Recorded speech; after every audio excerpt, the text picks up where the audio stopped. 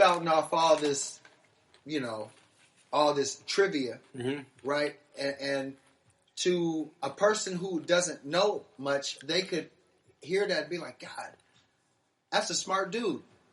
But if they knew just a little, to be able to understand, like, wait a minute,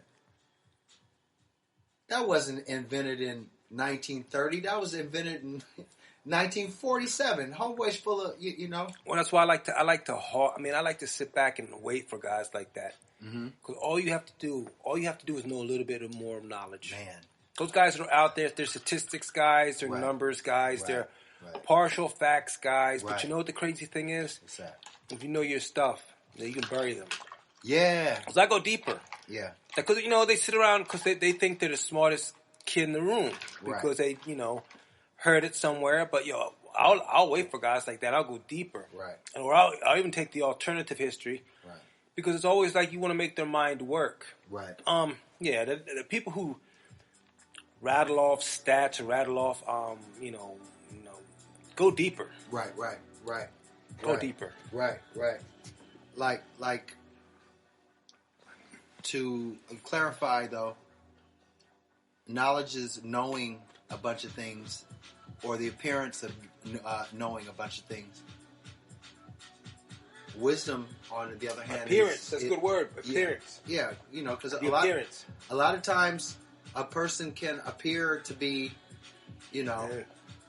like if you ask them about botany, they can break down like what kind of plant this is, and if it's an annual or if it's this, that, and third, when it needs to be fertilized and how it got its name and all of this, and it's like, wow, this person is super smart.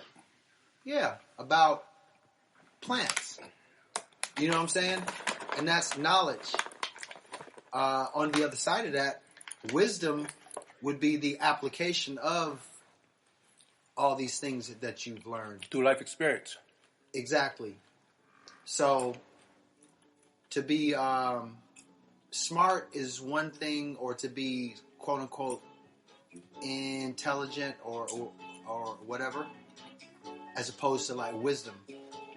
Wisdom is a whole other ball game, which, as Scripture says, that starts with fear of the Lord. And that's something that I've noticed. I've noticed that there's a lot of cats, they break down a lot of stuff, but the end game is somewhere else. Like, they might not believe in the Bible, but they're breaking down all these other things and like, whoop-de-whooping. But their end game winds up way over there when Scripture is 100% clear, as in like fear of the Lord is the beginning of all wisdom. And it's not fear as you're afraid. It's fear more so as like a reverence that you didn't make yourself, and you didn't make anything around here. You didn't make a tree, a sunset, a beach, an ocean wave. You made none of that. And you're here. And so you're a small player in this whole production. And I think that is where, That's what God was trying to tell Job. Job was telling him that when Job complained. Right. That's what God was trying to tell Job. Yo, you're a very small player in this. Right. I mean, this the front row seat you have right now. You should be very honored. Right. You're complaining. Right. You're center stage. I'm God. You're center stage. Right. And right. That's what I'm saying. But in Job, when we look at the things, we look at everything. I created all this, dog. Right. You. Right. Are a very small player in this. So why are you even talking? Right. You should be happy to be alive right now.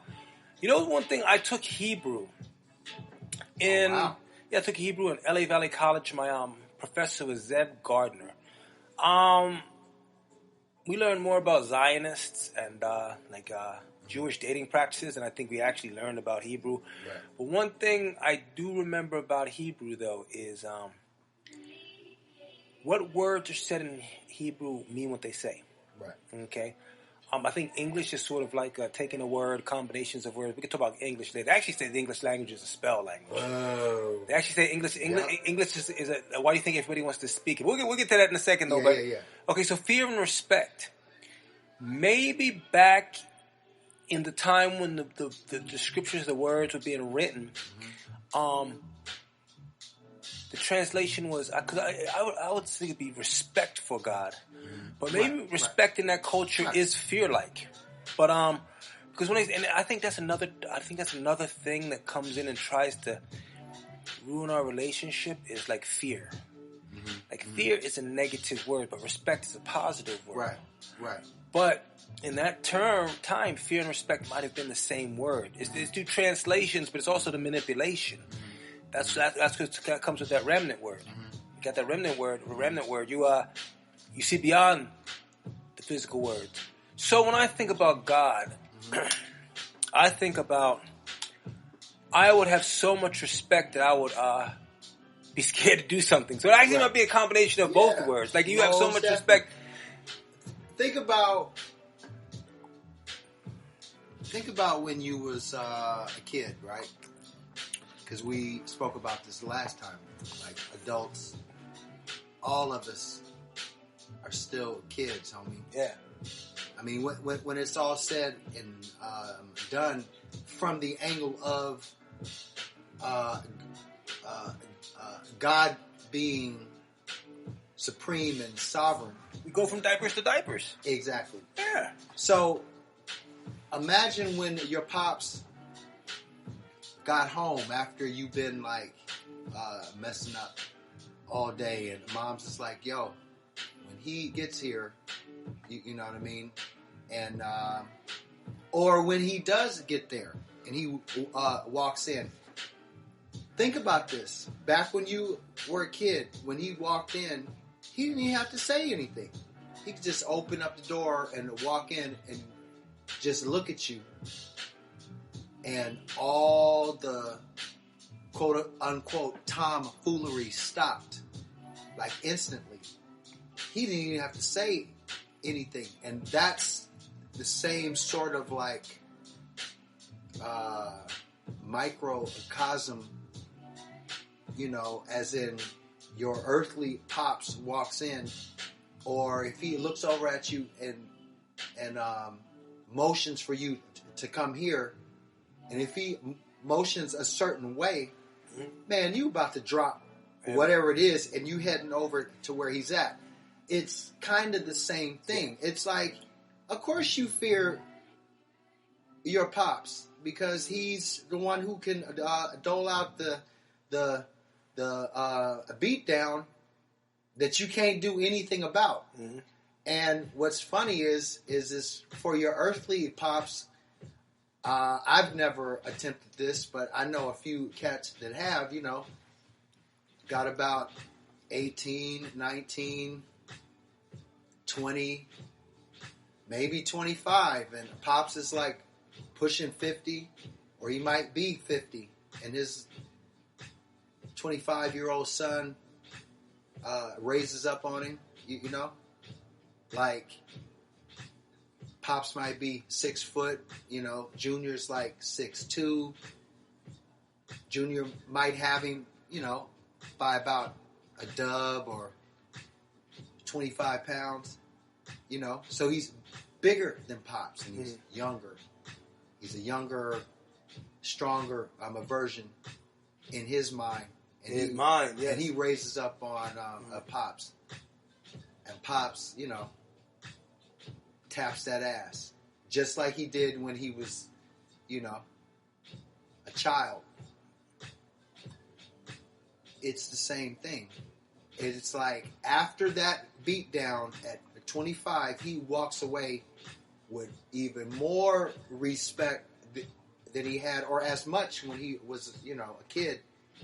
Because he knows that the beatdowns are still unreal. Mm-hmm. It's the same thing with the Almighty, man. It's like, man, if God decided right now that, you know, it's over for anybody. It's over. You know, it's like being a child and mom's is, you know, calling you in for the day, or your pops is calling, son, it's, you know, time to come home now.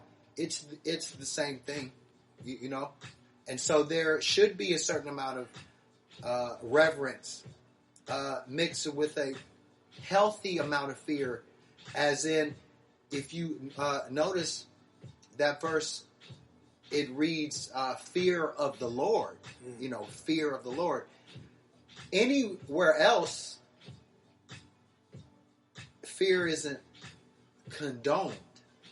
Exactly. But it's condoned yes. there. You feel me? Yes. And it's condoned there for that reason. What's crazy? Mixture of fear is not of the Lord. Remember? It says it right there. Fear is not of the Lord. That's what I'm saying. That remnant word comes in. It's funny that you say that. And let me just add this real quick. Do your thing. For anybody who out there who's on some smirk, you know, about scripture. It's just a book written by man and blase blah. And it's a bunch of fairy tales, and man, I've heard everything.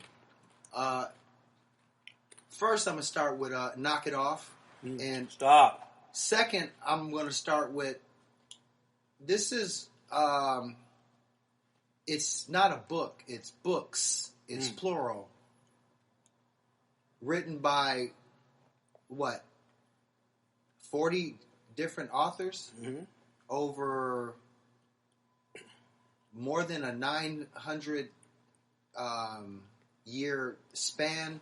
It's funny, the Bible... 3 different languages. The Bible is like a... anthology. It's actually like a combination. It's actually like a book of short stories. Like, it's not a novel. It's a book not of short stories, but of powerful tales. But it's an anthology. It's like God's anthology. Exactly. So it's not a book. No. Literally off the bat, they're wrong. It's books that all fit perfectly together. Not only that, but it's got a cohesiveness that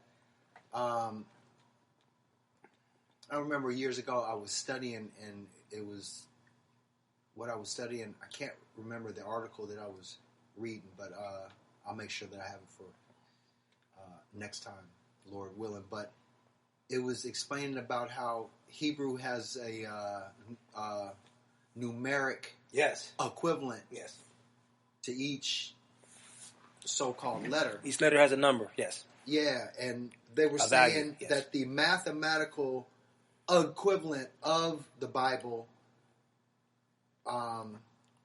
couldn't be duplicated even with the most advanced computers that we have now. So, for example, if you read in like Chronicles, where it lists like who got who, and so-and-so got so-and-so, and on and on and on, right? Well, those names, all of them are basically like short sentences. That's right. So if you read these names, it actually spells out, or not spells out, it actually creates this story. So, like an example, like for example, Daniel. In the Hebrew, that name, my name, actually means God is my judge, or my judge is God. Right? So that's an example of how a name has an actual meaning, almost like an actual sentence or a phrase. And so when you're reading Chronicles and who fathered who and who fathered who, it literally spells out an actual story. And that's just one example of the validity of the Bible. Even everything right down to archaeology or like chariot remains and remnants at the bottom of the Red Sea. Look it up. Or a gopher wood, which is that super lightweight wood that actually floats. Mm-hmm. That's what the ark was built out of, and